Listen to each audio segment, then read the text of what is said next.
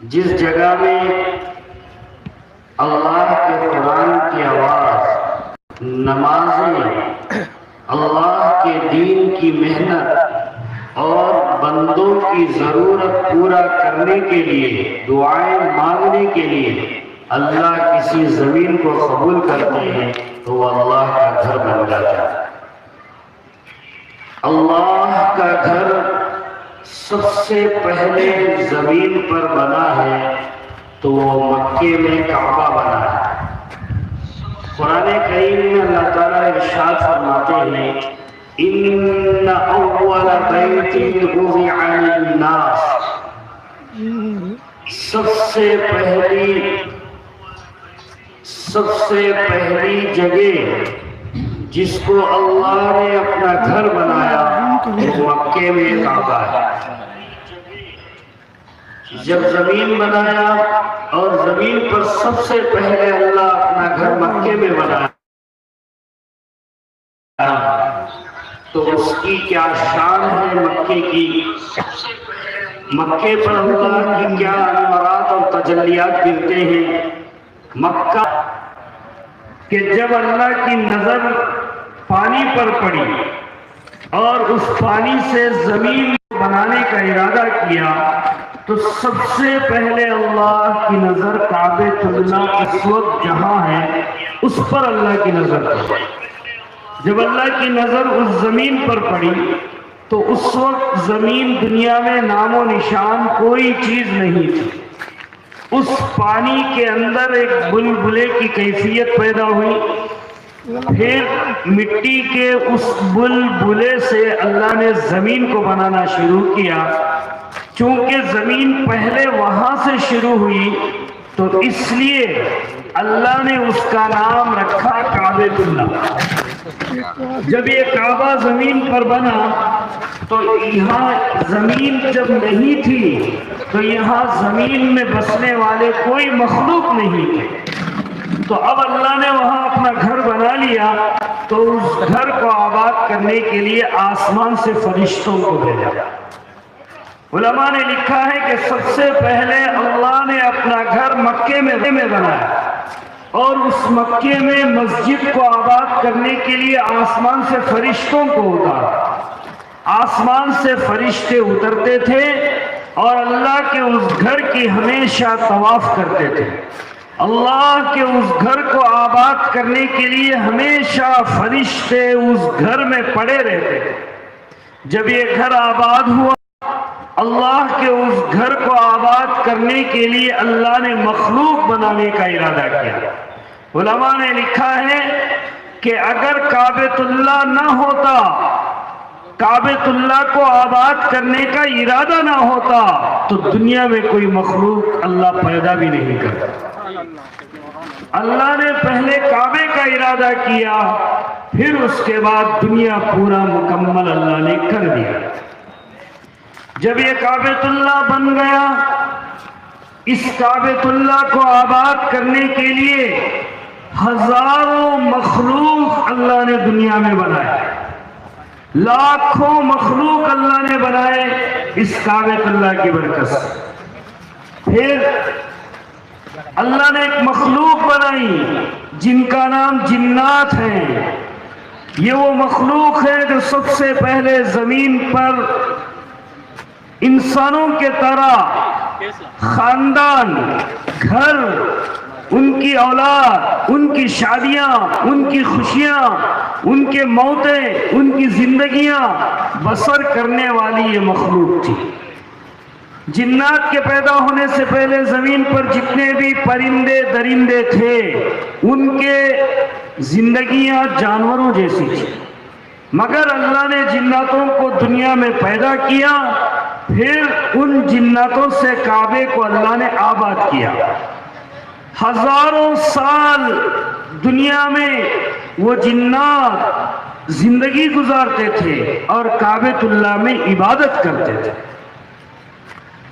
آسمانوں میں اللہ کا ارادہ بدل گیا، چنانچہ قرآن کریم میں اللہ تعالیٰ بیان فرماتا ہے وَإِذْ قَالَ رَبُّكَ لِلْمَلَائِكَةِ إِنِّي جَاعِلٌ فِي الْأَرْضِ خَلِيفَةً اللہ فرماتا ہے زمین پر جنات جب زیادہ ہو گئے، یا معشر الجن قد استکثرتم من الانس، جنات بہت زیادہ ہو گئے مگر وہ اللہ کو بھول کر دنیا اور دنیا کی حرص اور دنیا کے پیچھے لگ گئے، جس کی وجہ سے ان کے اندر ایک دوسرے کو مارنا اور قتل کرنے کی عادت، فساد اور فتنہ زیادہ ہو گیا۔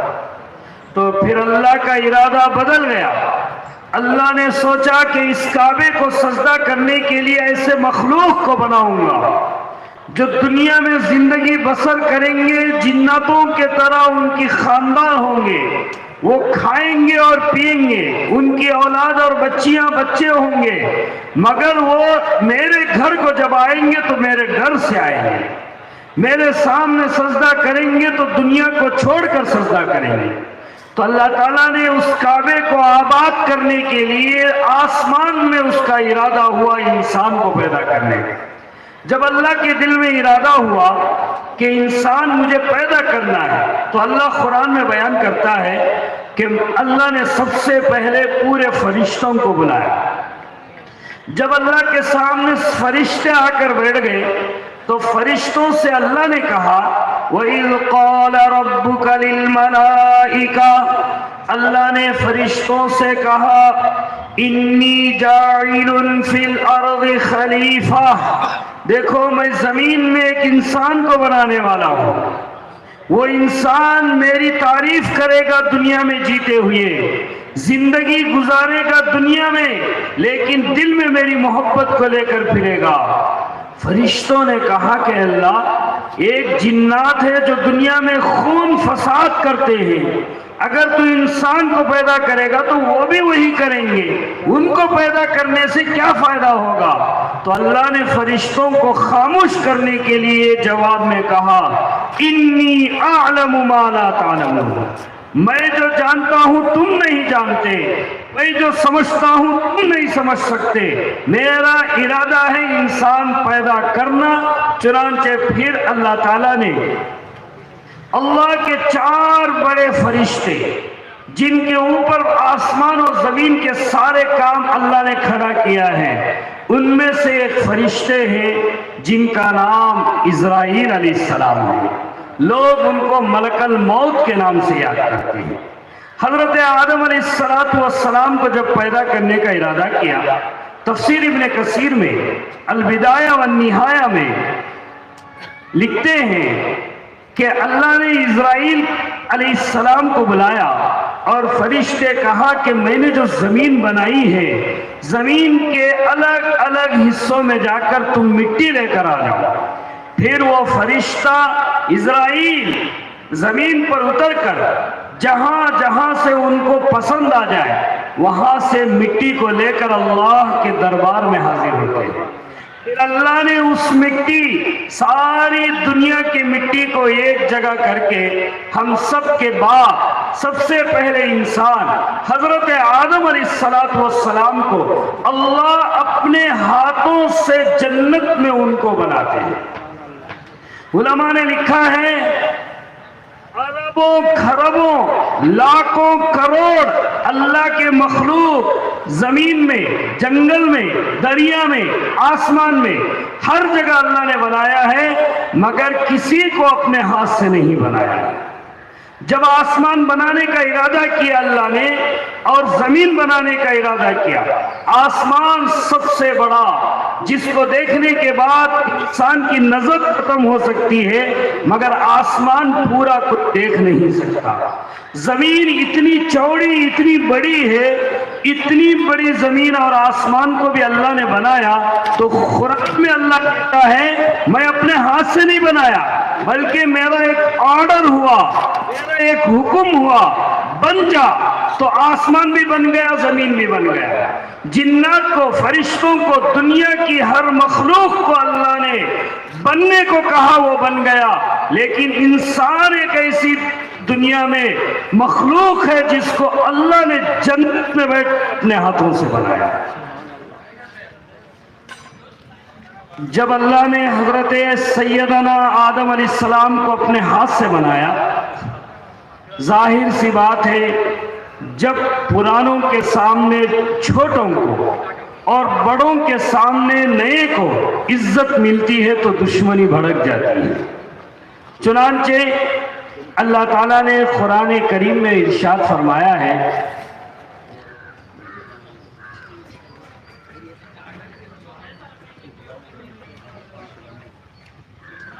آدم علیہ السلام جب ان کی پوری جسم، ان کا پورا انسانی شکل تیار ہو گیا، پھر وَنَفَخْتُ فِي الرُّوحِ، حدیث قدسی میں ہے کہ میں نے آدم کے جسم میں جان کو، اب وہ آدم جو مٹی کا پتلا تھا، جان پڑنے کے بعد انسان بن کر جنت میں پھرنے لگا۔ لوگوں میں ہاں پہلے سے جو تھے مخلوق، یعنی فرشتے تھے، بڑے جنات تھے، ان سب کے دلوں میں آدم کی دشمنی آ گئی کہ آدم کو اللہ نے اتنی بڑی عزت دی کہ اپنے ہاتھ سے آدم کو بنایا۔ یہ آگ بھڑک رہی تھی۔ اللہ کو دل کے بھید اچھی طرح معلوم ہے۔ اللہ نے سمجھ لیا کہ یہ آدم سے دشمنی کرتے ہیں، تو پھر اللہ نے آسمان میں ایک دوسرا حکم اور آرڈر دیا۔ اللہ قرآن میں اعلان کرتا ہے، وَإِذْ قُلْنَا لِلْمَلَائِكَةِ اسْجُدُوا لِآدَمَ، میں نے سارے جنت میں، آسمانوں میں اعلان کر دیا، جتنے بھی میرے مخلوق ہیں، فرشتے جو سب سے بڑی مخلوق ہے، ان کو اللہ نے حکم دیا کہ اس آدم کے سامنے تم سب کے سب سجدے میں پڑ جاؤ۔ جب اللہ کا حکم ہو گیا تو اللہ کے وہ فرشتے جو جنت میں اور آسمانوں میں تھے، اللہ کی ایک بات پر وہ لوگ فسجد الملائکۃ کلھم اجمعون، سارے فرشتے سجدے میں گر گئے۔ جب سارے فرشتے سجدے میں گر گئے، اب کوئی ان میں ایسا نہیں تھا جو سجدے کے بغیر، بلکہ پورے کے پورے سجدے میں پڑ گئے۔ لیکن جنات تھا، جو جنات کا باوا تھا، اللہ کہتے ہیں کان ابو الجن ففسق عن امر ربی، جنات کا جو سب سے بڑا تھا، جس کو جنات کا باپ کہتے ہیں، اس نے کہا کہ میں سجدہ نہیں کروں گا، الا ابا ابلیس، مگر جنات کا جو سب سے پہلا جنات تھا، اس نے کہا کہ میں سجدہ نہیں کروں گا۔ اللہ نے کہا کہ تم سجدہ کیوں نہیں کرتے؟ تو قرآن میں اللہ تعالیٰ کہتا ہے، میں نے جب اس سے کہا کہ تو میرے حکم سے تو پیدا ہوا، میں نے تجھ کو آسمان میں لا کر عزت دیا، اور میری وجہ سے تو سب کچھ خوشی میں ہے، تو میری بات تو کیوں نہیں مانتا ہے؟ تو اس کے جواب میں ابلیس نے کہا، اس جنات کے باپ نے کہا کہ خلقتنی من نار وخلقتہ من طین، اللہ تو مجھے انگار سے بنایا، انگار اوپر اڑتا ہے، آدم کو تو نے مٹی سے بنایا ہے اور مٹی نیچے گرتا ہے، اور میں انگار زمین کے سامنے سجدہ نہیں کرتا۔ اللہ نے کہا کہ تو مٹی ہے یا انگار ہے مجھے معلوم نہیں، لیکن جب تو میرا سنتا نہیں تو پھر یہ آسمان میں رہنے کی کوئی جگہ نہیں۔ اللہ تعالیٰ فرماتے ہیں، اللہ تعالیٰ کو غصہ آیا، پھر آسمان سے شیطان کو اللہ نے شیطان بنا کر نیچے اتارا۔ یہ شیطان کون تھا؟ کان ابو الجن، سب سے پہلا جن تھا۔ تو معلوم یہ ہوا زمین پر انسان آنے سے پہلے جنات سے انسان کی دشمنی شروع ہو۔ چنانچہ قرآن کریم میں اللہ نے اس کو بیان کیا ہے۔ قرآن میں اللہ فرماتا ہے،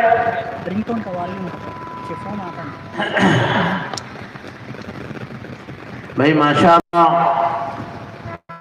آپ کے وڈلا پوری میں مسجد کی تعمیر کے لیے جو انتظام ہوا ہے آج کے دن، یہ بہت بڑا پروگرام ہے اور بہت بہترین پروگرام ہے۔ اللہ کے گھر کی آواز اٹھانا، اللہ کے گھر کے لیے आवाज बुलंद करना। जहाँ पर अल्लाह व रसूल की बात होती है, जहाँ पर सरदार दो आलम सैयदुल कौनैन प्रोग्राम हो रहा है, वहाँ पर पहुँचे। वे जो लोग बेजरूरत इधर उधर फिर रहे हैं, जो लोग बेजरूरत इधर उधर फिर रहे हैं, जिनको कोई काम कोई खिदमत नहीं है, मेरा उनसे गुजारिश है कि सामने स्टेज के पास कुर्सियों में जो इंतजाम रखा गया है आपके बैठने का, आप यहाँ पर तशरीफ लाएं और ये आपका ये तशरीफ लाना ही कामयाबी का जीना बनेगा, कामयाबी की मंजिल बनेगी। तो आप जल्द से जल्द यहाँ पर तशरीफ लाएं। हमारे हजरत मौलाना इस वक्त बड़ी बेहतरीन अंदाज में, बड़े अच्छे वाक़यात के साथ और कुरान की पूरी महारत के साथ जो है आपके सामने इतने अच्छे अंदाज में बयान कर रहे हैं, गुफ्तगू कर रहे हैं, और आप इधर उधर लग करके अगर इन बातों को सुनने से अपने आप को पीछे कर देंगे तो हमारे लिए बड़ी गफलत की बात होगी। इसलिए मैं तमाम हजरात से, तमाम वडलापुरी के हर एक भाई से मेरी गुजारिश है कि वो जल्द से स्टेज के पास तशरीफ लाए। जो यहाँ पर मेहमान किराम बातें कर रहे हैं, जो बयानात हो रही है, अल्लाह व रसूल की जो बातें हो रही है, आप उनमें शिरकत फरमाएं। इंशाअल्लाह फरमाते हैं कि जब आदमी दीन की, ईमान की, अल्लाह व रसूल की बातें जब सुनते हैं तो उनके दिलो दिमाग पर फिर जो है असर करता है, हिदायत की रोशनी मिलती है। तो ऐसे रोशनी के माहौल में, ऐसे हिदायत वाली माहौल में आपका तशरीफ न लाना बड़ी नुकसानी का सबब होगा। मैं तमाम हजरात से गुजारिश करता हूँ, और हमारी माँ बहनों के लिए भी इंतज़ाम है, हमारे ख़वातीन हजरात के लिए भी इंतज़ाम है। तो माँ बहनें जो घरों में हैं, आवाज़ तो माशाअल्लाह बहुत दूर दूर तक लगाया जाता है, लेकिन माँ बहनें भी अपने घरों में रोज़ाना की जैसे आज बैठे हुए हैं। तो मैं माँ बहनों से भी अदबन गुजारिश करता हूँ कि वो उनका जहाँ इंतज़ाम है बैठने का, वहाँ तशरीफ़ लाएँ, और जो बातें मेहमान किराम की हो रही है उन बातों में आप शिरकत फरमाएं। मैं उम्मीद करता हूँ कि जल्द से जल्द मर्द हजरात भी और हमारी माँ बहनें भी जहाँ पर जिसका इंतजाम है वहाँ बैठने की कोशिश करेंगे। बिस्मिल्लाहिर्रहमानिर्रहीम। अल्लाह ताला जन्नत में जब आदम को बनाया और शैतान ने सजदे से इनकार किया, तो कुरान में अल्लाह ताला फरमाता है, कुल्ना बितू, हमने कहा कि आदम तुम ज़मीन पर चले जाओ, और शैतान को कहा कि तुम भी ज़मीन पर चले जाओ। बाअदुकुम लिबाअदिन अदुव, अब हमारा ये फैसला हो गया है कि शैतान के साथ इंसान की लड़ाई क़यामत के सुबह तक चलेगी। कभी कोई दिन ऐसा नहीं गुजरेगा कि इंसान और शैतान की दोस्ती हो। और मैंने आपको कुरान की रोशनी में बताया कि शैतान काना अबुल जिन, जमीन पर सबसे पहले अल्लाह ने जिसे मखलूक बनाया जिन्नात, उनका बाप था शैतान। तो अब जिन्नात के साथ इंसान की दुश्मनी क़यामत के सुबह तक अल्लाह ने ऐलान कर दिया है। अब ये जंग है जो आदम की और शैतान की जन्नत से शुरू हुई। फिर आगे उलमा ने लिखा है कि अल्लाह ने कहा कि तुम जमीन पर उतर जाओ। तो जमीन में जब आदम को अल्लाह ने उतारा तो किस जमीन पर उतारा? उलमा ने लिखा है कि पूरी दुनिया जिसके जमीन में सऊदी के अंदर मक्का है, मदीना है और फलस्तीन है, बैतुल मक़दिस है, दुनिया के बड़े बड़े ज़मीनें हैं जहां आदम को उतार सकते, लेकिन अल्लाह ने उनको कहीं नहीं उतारा। अगर उतारा है तो मेरे और आपके मुल्क यानी हिंदुस्तान में आदम को उतारा है।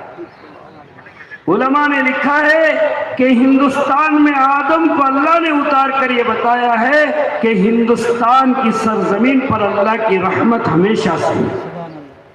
जब हिंदुस्तान की सरजमीन पर आदम अलैहिस्सलाम उतरे, उलमा ने लिखा है और हदीस पाक में बाज़ ज़ईफ़ हदीसों में ये बात आई है कि हज़रत आदम अलैहिस्सलाम जब जन्नत से निकल रहे थे تو کچھ چیزیں اپنے ہاتھ میں پکڑ لیے، اپنے ساتھ رکھ لیے۔ ان میں سے ایک چیز حجر اسود ہے جو اللہ نے کعبے میں رکھا ہے، جس کو پیار کرنے کے لیے پوری دنیا کے لوگ تڑپ جاتے ہیں۔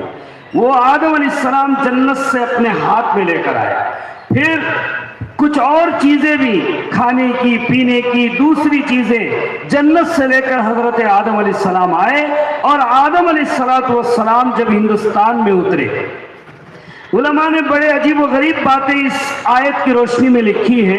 چنانچہ علماء اکرام لکھتے ہیں، حضرت آدم علیہ السلام جب جنت کی چیزوں کو لے کر ہندوستان کی سرزمین پر اترے تو اس وقت کعبۃ اللہ جو اللہ نے مکے میں بنایا تھا، اس وقت بنایا تھا جب زمین اللہ نے بنانے کا ارادہ کیا، اسی وقت اسے بنایا تھا۔ اس کو آباد کرنے کے لیے آسمان سے پہلے فرشتے اترتے تھے، پھر بعد میں اللہ نے جناتوں کو پیدا کیا، جنات کعبۃ اللہ کو آباد کرتے تھے۔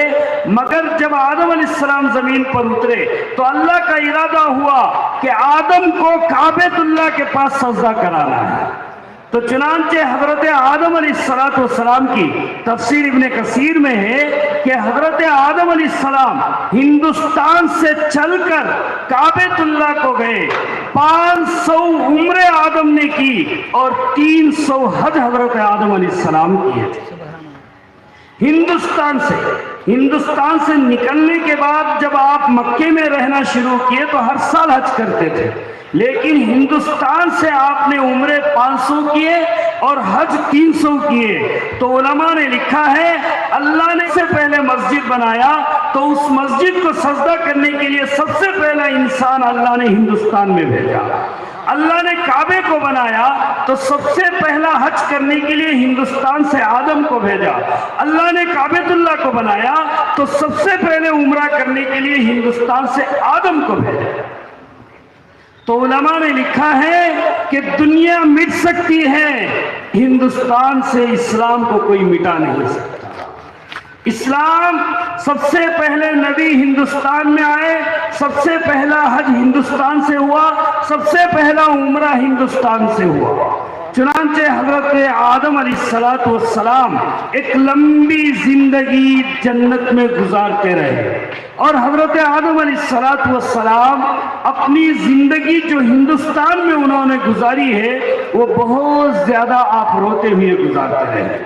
علماء نے لکھا ہے حضرت آدم علیہ السلام جب جنت سے زمین پر آئے، آپ کے دل کو بڑا دکھ ہوا کہ جنت جیسی دنیا جہاں اللہ نظر آتا تھا، دنیا کی ہر انسان کی ہر خواہش وہاں پوری ہو سکتی، بغیر محنت کے کھانا مل جاتا، آرام اور آشائش کی پوری چیزیں وہاں مل جاتی۔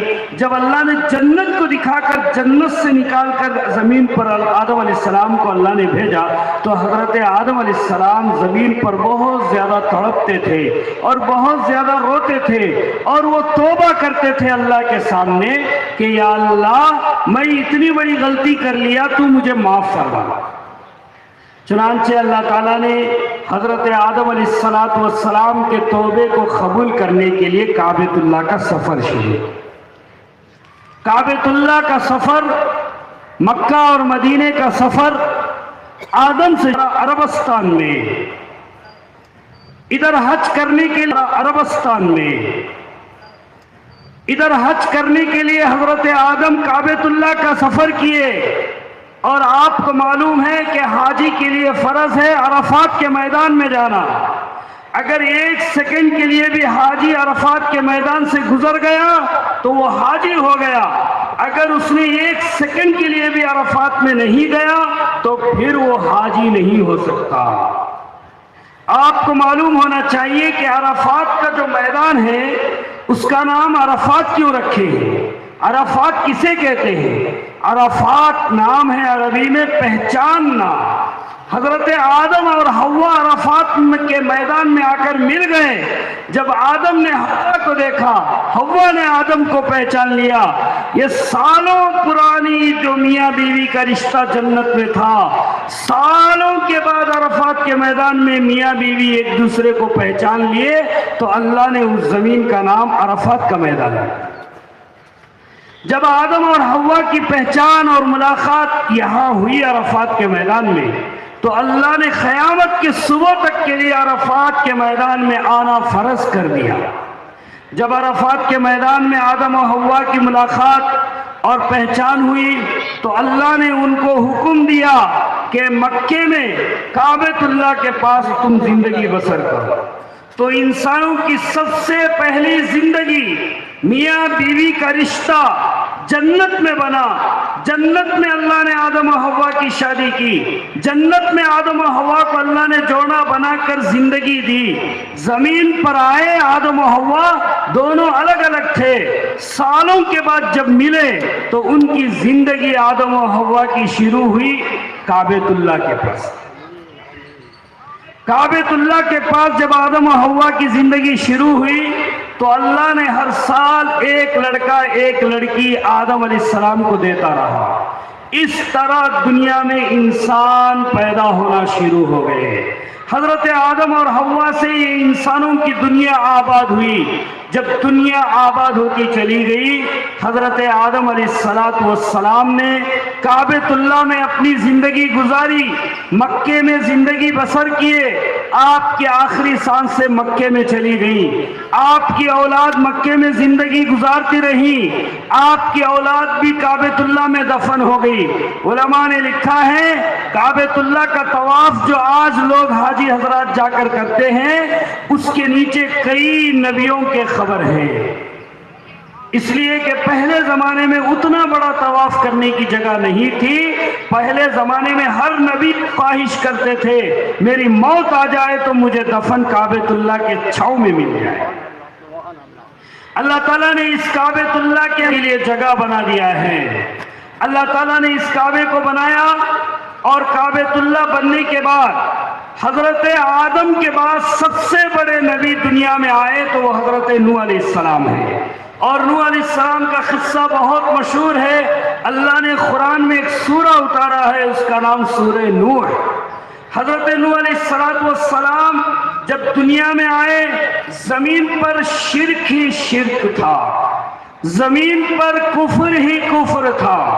لوگوں کو آپ نے محنت کی، 950 برس اللہ کی طرف بلائے، لوگ ان کی بات ماننے کے لیے تیار نہیں تھے۔ اللہ کا غصہ پھوٹ گیا، آسمان سے بارش، زمین سے پانی کے چشمے، فوارے، آسمان کی بارش اور زمین کے چشمے دونوں مل کر پوری دنیا کو غرق کر دیا۔ کعبۃ اللہ کی دیوار بھی گر گئے۔ حضرت آدم علیہ السلام کے بعد کعبۃ اللہ نوح علیہ السلام کے زمانے میں گر گیا، وہ زمین کعبۃ اللہ کی دیواریں گر گئیں۔ پھر وہ ایسے ہی کعبۃ اللہ چلتا رہا۔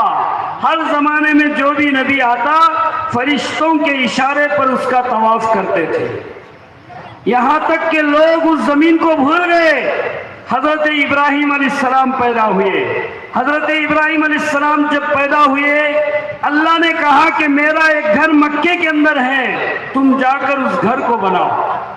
حضرت ابراہیم فلسطین سے، پالستینہ جسے تیلگو میں بولتے ہیں، فلسطین سے نکل کر مکے کو آئے، اور جب آ کر پہاڑوں میں دیکھا کہ وہاں کوئی اللہ کا گھر نہیں ہے، وہاں کوئی مسجد نہیں ہے۔ اب ان کا اللہ کا حکم ہے وہاں مسجد بناؤ، وہاں میرا ایک پرانا گھر ہے، اس گھر کو تم کھڑا کرو۔ تو حضرت ابراہیم علیہ السلام بے چین تھے، پریشان تھے، یہاں تو کوئی مسجد نہیں ہے، میں مسجد کیسے بناؤں؟ چنانچہ تاریخ کی کتابوں میں آتا ہے حضرت جبرائیل علیہ السلام کو اللہ نے آسمان سے اتارا۔ حضرت جبرائیل علیہ السلام آئے اور آ کر جہاں آج کعبہ کھڑا ہے وہاں حضرت جبرائیل علیہ السلام پر مارے، اور جبرائیل کا پر زمین پر پڑا تو اللہ نے کعبے کے جو پرانے پتھر زمین میں دھس کر تھے اس کو باہر نکالا۔ جب کعبۃ اللہ کے پتھر باہر نکلے تو حضرت ابراہیم علیہ السلام کو ارادہ ہو گیا کہ اب ان پتھروں پر مجھے دیوار کھڑا کرنا ہے۔ آج کل دیوار بنانے کے لیے سیڑھیاں بناتے ہیں اور دیواریں اوپر سے اوپر تک چڑھاتے چلے جاتے ہیں۔ حضرت ابراہیم علیہ السلام کے زمانہ ایسا تھا، مکے کے اندر غیر ذی زرعین، وہاں نہ کوئی اناج غلہ پکتا تھا، پہاڑ کی زمین تھی، وہاں کوئی انسان بھی نہیں تھا جو وہاں کوئی کچھ کر سکے۔ حضرت ابراہیم علیہ السلام جب کعبۃ اللہ کو بنائے تو مکے کا دیوار سینے کے برابر کھڑا ہو، اب اللہ کا حکم تھا اسے اوپر چڑھانا، کعبۃ اللہ کا دیوار اور بھی اونچا کرنا۔ تو علماء نے لکھا ہے کہ اللہ سے ابراہیم علیہ السلام نے کہا، اے اللہ تیرا ارادہ ہے میں دیوار کو اونچا کروں اور میرا ہاتھ اس سے اوپر نہیں جاتا تو میں دیوار کیسے اونچا کروں؟ تو پھر اللہ نے ایک جنت کا پتھر بھیجا، اس پتھر پر حضرت جبرائیل علیہ السلام لا کر حضرت ابراہیم کو کھڑا کیے۔ اس پتھر پر کھڑے ہو کر حضرت ابراہیم کعبۃ اللہ کا دیوار بناتے تھے، جتنا اوپر اٹھنا چاہتے وہ پتھر اتنا اونچا ہو جاتا تھا، جب نیچے اترنا چاہتے تو پتھر اتنا چھوٹا ہو، تو یہ پتھر اونچا ہوتا تھا اور چھوٹا ہوتا تھا۔ اس طرح حضرت ابراہیم علیہ السلام نے کعبۃ اللہ کو بنایا۔ جب وہ کعبۃ اللہ بن گیا تو حضرت ابراہیم علیہ السلام کو اللہ نے کہا، ابراہیم تمہارے ہاتھ سے میں نے اللہ کا گھر بنایا ہے، اب تمہاری نشانی بھی میں بیکار ہونے نہیں دوں گا، میرا گھر قیامت کے صبح تک زندہ رہے گا، تو تمہارے پاؤں کے نشان جو یہ پتھر پڑے ہیں یہ پتھر کو بھی میں قیامت کے صبح تک زندہ رکھوں گا۔ چنانچہ کعبہ قیامت کے صبح تک زندہ رہے گا۔ تو حضرت ابراہیم جس پتھر پر کھڑ کر کعبے کو بناتے تھے، اللہ نے اس پتھر کو قیامت تک کے لیے زندگی دے دی۔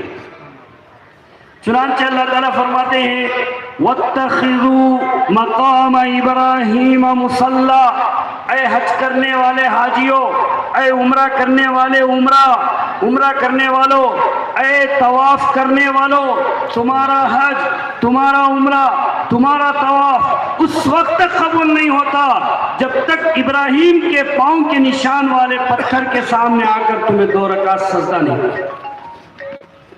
حضرت اللہ نے کہا میرے گھر کا طواف جو بھی کرے گا ابراہیم کے اس پاؤں کے پتھر کے پاس آ کر 2 رکعت نماز ضرور پڑھے گا۔ تو اللہ نے قیامت کی صبح تک کے لیے ابراہیم کے اس پتھر کو اللہ نے زندہ بھی رکھا اور وہاں نماز پڑھنے کو امت کے لیے ضروری واجب کر دیا ہے۔ یہ بات اچھی طرح معلوم ہو گئی ہے کہ کعبۃ اللہ زمین پر سب سے پہلے اللہ کا گھر ہے۔ یہ اللہ کا گھر بنانے کے لیے اللہ نے آسمان سے پہلے فرشتوں کو اتارا ہے، پھر اس کے بعد نبیوں کو اتارا ہے، اور نبیوں میں سب سے بڑے نبی حضرت ابراہیم علیہ السلام کے ہاتھ اللہ نے اس کعبے کو بنایا ہے۔ جب سے ابراہیم کے ہاتھ سے اللہ نے وہ کعبے کو بنایا، اب قیامت کے صبح تک وہ کعبۃ اللہ کو کوئی توڑ نہیں سکتا، اس کعبۃ اللہ کی نشانی کو کوئی مٹا نہیں سکتا۔ جب یہ کعبۃ اللہ بنا، تاریخ کی کتابوں میں ایک عجیب و غریب بات لکھے ہیں کہ حضرت ابراہیم علیہ السلام کی ایک بیوی ہے، ان کا نام ہے ہاجرہ، اور ان کا ایک بیٹا ہے اسماعیل۔ تو اس کعبے کے پاس اپنی ایک بیوی اور بیٹے کو چھوڑ دیے اس کعبۃ اللہ کی دیکھ بھالی کرنے کے لیے، چھوڑ کر آپ چلے گئے فلسطین، اپنے گاؤں کو چلے گئے۔ تو وہاں بڑی بیوی تھی حضرت ابراہیم کی، بڑی بیوی حضرت ابراہیم سے کہنے لگی کہ تم تو تمہاری دوسری بیوی کے پاس اللہ کا گھر بنا دیے، لوگ کہیں گے کہ دوسری بیوی سے کتنی محبت ہے کہ اللہ کا گھر بنا دیے اور وہاں اللہ کا گھر آباد ہو گیا، لیکن بڑی بیوی کے لیے تو کوئی اللہ کا گھر نہیں بنائے۔ لکھا ہے تاریخ کی کتابوں میں، بار بار حضرت ابراہیم علیہ السلام کو بڑی بیوی سے سامنا کرنا پڑتا تھا، اور وہ بہت لڑتی تھی کہ میرے بچوں کے لیے بھی تم ایک اللہ کا گھر بنا کر نشانی چھوڑ دو۔ چنانچہ 40 سال کعبۃ اللہ کو بنانے کے بعد 40 سال حضرت ابراہیم علیہ السلام دعا کرتے رہے کہ اللہ تو میرے ہاتھ سے یہاں بھی تیرا ایک گھر بنا لے۔ تو 40 سال کے بعد جبرائیل علیہ السلام وحی لے کر آئے کہ تم یہاں بھی ایک گھر بناؤ۔ تو اللہ نے ابراہیم علیہ السلام کے ہاتھ میں دنیا کی دوسری مسجد فلسطین کے اندر مسجد اقصی کو بنایا ہے۔ پہلی مسجد کعبہ مکہ اور دوسری مسجد فلسطین میں بیت المقدس مسجد اقصی، اور دونوں کے بیچ میں 40 سال کا فرق ہے۔ جب مسجد اقصی کو حضرت ابراہیم علیہ السلام کے ہاتھ اللہ نے بنایا تو مسجد اقصی کی حفاظت کے لیے وہاں ان کے اولاد کو حضرت ابراہیم علیہ السلام چھوڑے، اور ان کے بیٹے کا نام تھا اسحاق۔ بڑی بیٹی سے جو بیٹا پیدا ہوئے ان کا نام اسحاق، وہ فلسطین کی مسجد کی حفاظت کرتے تھے۔ دوسری بیٹی سے جو بیٹا پیدا ہوا اسماعیل، اور ان سے وہ کعبے کی حفاظت کرتے تھے، مکے کی حفاظت کرتے تھے۔ اس طرح دنیا میں 2 مسجدیں بن گئی۔ 2 مسجدیں بننے کے بعد جب اللہ تعالیٰ نے قرآن میں اللہ تعالیٰ فرماتا ہے، جس وقت اللہ نے مکے میں کعبے کو ابراہیم علیہ السلام کے ہاتھ سے پورا کیا، کعبۃ اللہ کو پورا بنانے کے بعد ابراہیم علیہ السلام مکہ سٹی کے اندر باہر آئے، آ کر دیکھا پہاڑ پہاڑ، جنگل جنگل، انسان نہیں، آباد نہیں، کوئی انسان یہاں نہیں ہے۔ تو اللہ کے پاس ہاتھ اٹھا کر دعا کرے کہ اللہ میں یہ گھر کو بنایا ہوں تیرا، اور یہ گھر کو آباد کرنے کے لیے میرے بیوی بچوں کو چھوڑا ہوں، تو روٹی روزی کا انتظام فرما۔ رب اجعل ھذا البلد آمنا، اللہ پوری دنیا میں لڑائی ہو لیکن مکے میں قیامت کے صبح تک لڑائی نہ ہو۔ علماء نے لکھا ہے پوری زمین میں لڑائی ہوئی ہے، ابراہیم کی اس دعا کے بعد کعبۃ اللہ کے اندر مکے میں آج تک کبھی جنگ نہیں۔ پوری دنیا میں جنگیں ہو گئیں، پوری دنیا میں خون بہا، پوری دنیا میں انسانوں کو کاٹا اور مارا گیا، لیکن ابراہیم علیہ السلام کے اس دعا کے بعد سے قیامت کے صبح تک کعبۃ اللہ کے اندر کبھی جنگ نہیں ہو سکتی۔ دوسری دعا حضرت ابراہیم علیہ السلام نے کہا وَارْزُقْ أَهْلَهَا مِنَ الثَّمَرَاتِ، اے اللہ ان کے پاس اناج نہیں پکتا ہے، کھانے کے لیے کوئی انتظام نہیں ہے، اے اللہ ان کو پوری دنیا کی روٹی روزی ان کے قدم کے نیچے لے کر آیا۔ چنانچہ ابراہیم علیہ السلام کے اللہ نے دعا قبول کی۔ آج پوری دنیا میں مکہ ایک ایسی زمین ہے جہاں پوری دنیا کے کھانے کی چیزیں وہاں پہنچ، دنیا کی کوئی چیز ایسی نہیں ہے جو مکے میں نہ پہنچتی۔ حضرت ابراہیم علیہ السلام کے ہاتھ سے اللہ نے 2 مسجدیں بنائی ہیں، ایک مکہ میں کعبہ اور فلسطین کے اندر مسجد اقصی، اور یہ دونوں نام اللہ نے قرآن میں لیا ہے۔ یہ دونوں مسجدوں کا نام اللہ نے قرآن میں لیا ہے۔ ایک ان 2 مسجدوں کو اللہ نے آباد کیا ہے، اس کے بعد میرے اور آپ کے پیغمبر حضرت محمد مصطفیٰ صلی اللہ علیہ وسلم کعبۃ اللہ میں پیدا ہوئے۔ جب آپ کعبۃ اللہ کے ہیں، مکے میں پیدا ہوئے، آپ کو مسجد بنانے کی کوئی ضرورت نہیں۔ پھر اللہ کے نبی علیہ السلام 13 سال ظالم، کافر، مشرک مکے کے لوگوں سے تکلیفیں اٹھا کر اللہ کے حکم سے مکہ چھوڑ کر مدینہ آئے تو مدینے میں ایک بھی مسجد نہیں تھی، مدینے میں ایک بھی مسجد نہیں تھی۔ تو مدینے میں جب اللہ کے نبی علیہ السلام اندر آئے، انٹر ہوئے، شروع میں تھے مدینے کے اندر، تو مدینے کا ہر آدمی نبی سے کہتا تھا تم میرے گھر میں آ جاؤ، یا رسول اللہ میرے گھر میں آ جاؤ۔ ہر صحابی مدینے کا یہ تڑپتا تھا کہ نبی میرے گھر میں آ جائیں۔ اللہ کے نبی نے کہا میری اونٹ کو اللہ جہاں بٹھائے گا وہ میرا گھر ہوگا، اللہ میرے اونٹ کو جہاں بٹھائے گا وہ میرا گھر ہوگا۔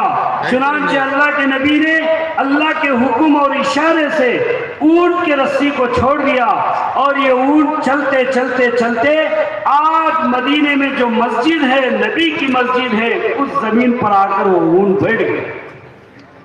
جب اس زمین پر بیٹھ گئی تو اللہ کے نبی نے کہا یہ زمین کس کی ہے؟ تو مدینے والوں نے کہا کہ 2 یتیم بچوں کی ہے جن کا باپ دنیا میں نہیں ہے۔ اللہ کے نبی نے کہا کہ اللہ کا اشارہ ہے، اس زمین کو میں مولنا چاہتا ہوں، اس زمین کو میں خریدنا چاہتا ہوں۔ تو ان 2 بچوں کا جو چچا تھا، رشتہ دار تھا، اس نے آ کر کہا کہ یا رسول اللہ یہ 2 بچے یتیم میرے ہیں، میرے بھائی کے ہیں، میرے رشتہ دار ہیں، آپ یہ زمین لے لیجئے، میں ان کو بڑی زمین دوسری دے دوں گا۔ لیکن نبی نے کہا بغیر پیسے کے میں زمین نہیں لوں گا۔ پھر حضرت محمد مصطفیٰ صلی اللہ علیہ وسلم نے اپنے پیارے صحابہ سے پیسے لے کر جمع کر کے ان یتیم بچوں کے ہاتھ میں پیسے دیے، پھر اس کے بعد اس زمین کو اللہ کے نبی علیہ السلام خرید لیے۔ یہ دنیا کی سب سے پہلی وہ جگہ ہے جہاں نبی نے مسجد بنانے کا ارادہ کیا۔ جب اللہ کے نبی علیہ السلام اس زمین پر اترے تو یہ نہیں کہا کہ میرے بیوی بچے کہاں رہیں گے، یہ نہیں کہا کہ میرے گھر مکے کو چھوڑ کر جو صحابہ آئے وہ زندگی کہاں گزاریں گے، بلکہ مدینے میں سب سے پہلے آئے تو یہ کہا اللہ کا گھر کہاں بنانا ہے اور اللہ کا گھر مجھے کہاں بنانا ہے۔ تو مدینے میں آنے کے بعد سب سے پہلا کام نبی نے یہ کیا کہ مسجد کے لیے زمین خریدے۔ زمین خرید کر پھر اللہ کے نبی نے اس زمین پر اللہ کا گھر بنانا شروع کیا۔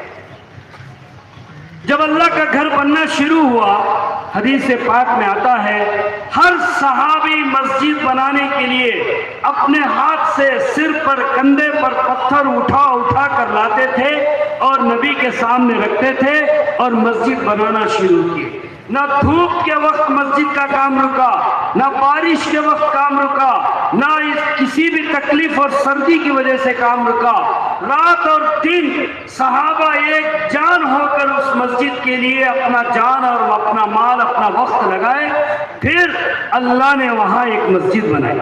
مسجد بنانے کے دوران حضرت عمار بن یاسر رضی اللہ عنہ جو صحابہ میں بہت اچھے صحابی ہیں، وہ پتھر اٹھاتے تھے، پورے صحابہ ایک ایک پتھر اٹھاتے تھے، حضرت عمار بن یاسر دو دو پتھر اٹھاتے تھے۔ اللہ کے نبی علیہ السلام ان کی تکلیف کو دیکھ کر اللہ کے نبی جب وہ پتھر رکھتے تو ان کو قریب بلاتے اور اپنے کپڑے سے اپنے دامن سے عمار بن یاسر کے منہ کو پوچھتے تھے اور یہ دعا کرتے تھے کہ اللہ عمار بن یاسر نے مسجد کے لیے دنوں رات جو پسینہ ٹپکایا ہے اس کا بدلہ تو جنت ہی میں دے سکے۔ چنانچہ علماء نے اس حدیث کی تشریح میں لکھا ہے کہ جو مسجد کے لیے خوشی خوشی پتھر کو اٹھانے میں، مٹی کو اٹھانے میں، مسجد کو بنانے میں جو اپنی محنت اور خوشی سے کام کرتا ہے، اللہ کے نبی نے قیامت کے صبح تک عمار کو یہ دعا دے کر اللہ کے نبی نے بتا دیا ہے جو بھی اللہ کے گھر کے لیے جتنا محنت کرتا ہے نبی کی دعا قیامت کے صبح تک ان کو ملتی رہتی ہے۔ اللہ تعالیٰ سے دعا ہے کہ اللہ تعالیٰ بنائی جانے والی مسجد کے لیے اپنے جان مال وقت لگا کر پورے کام میں ہر ایک حصے دار بننے کی توفیق عطا فرمائے۔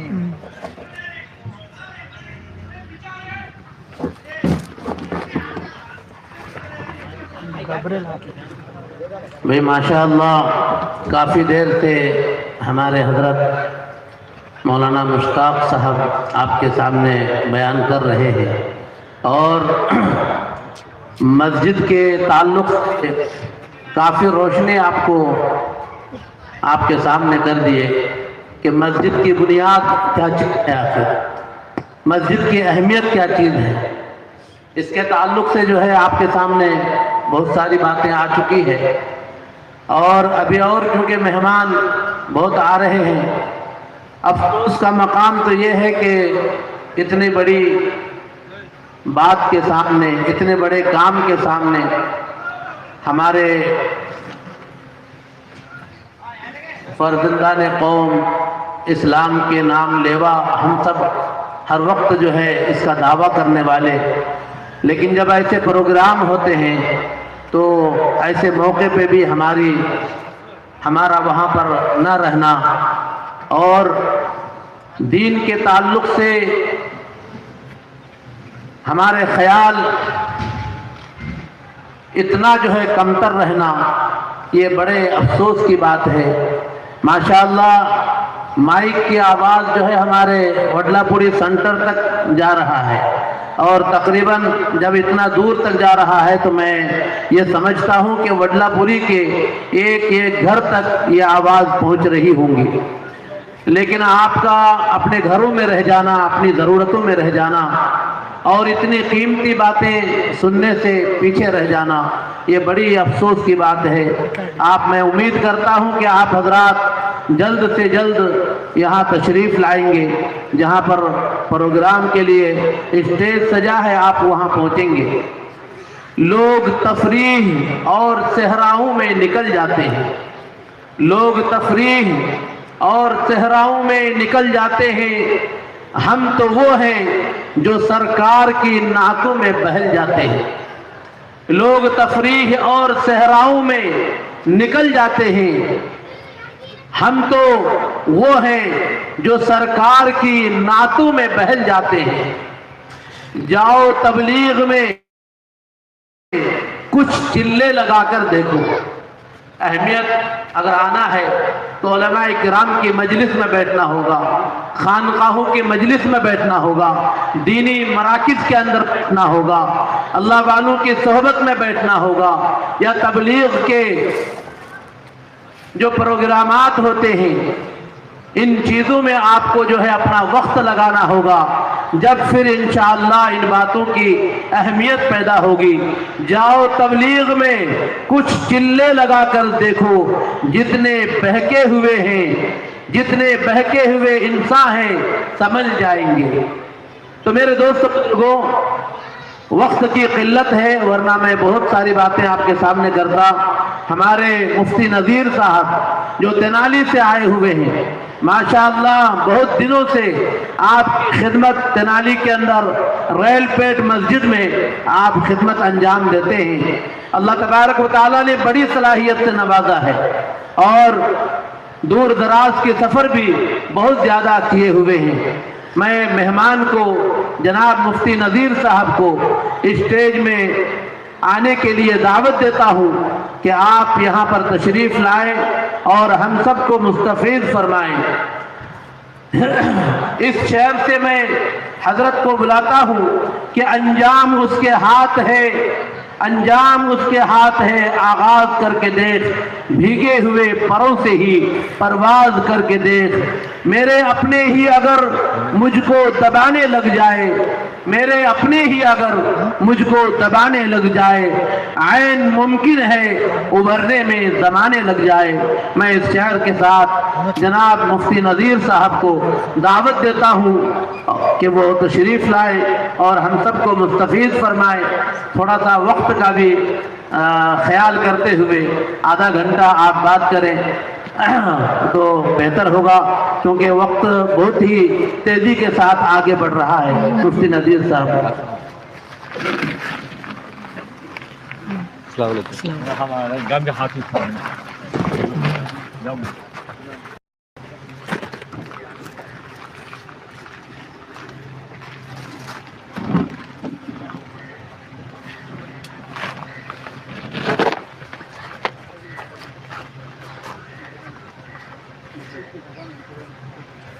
نحمده ونصلي على رسوله الكريم أما بعد فأعوذ بالله من الشيطان الرجيم بسم الله الرحمن الرحيم إنما يعبد مساجد الله من آمن بالله واليوم الآخر وأقام الصلاة وآتى الزكاة ولم يخش إلا الله فقال الله تبارك وتعالى في موضع آخر وأن المساجد لله فلا تدعوا مع الله أحدا۔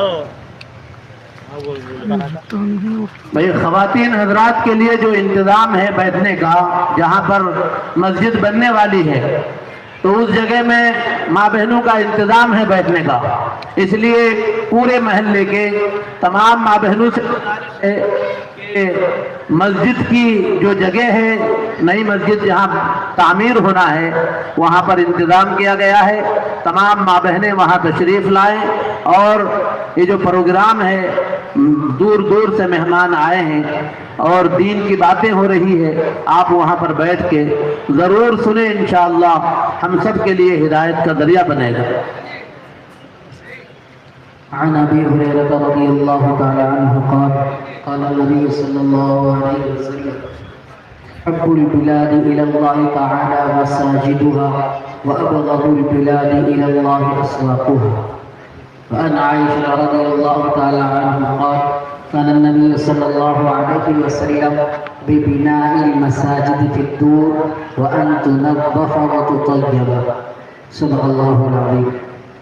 اللهم صل على محمد في أول كلامنا، وصل على سيدنا مولانا محمد في أوسط كلامنا، وصل على سيدنا مولانا محمد في آخر كلامنا، وصل على سيدنا مولانا محمد في كل كلامنا.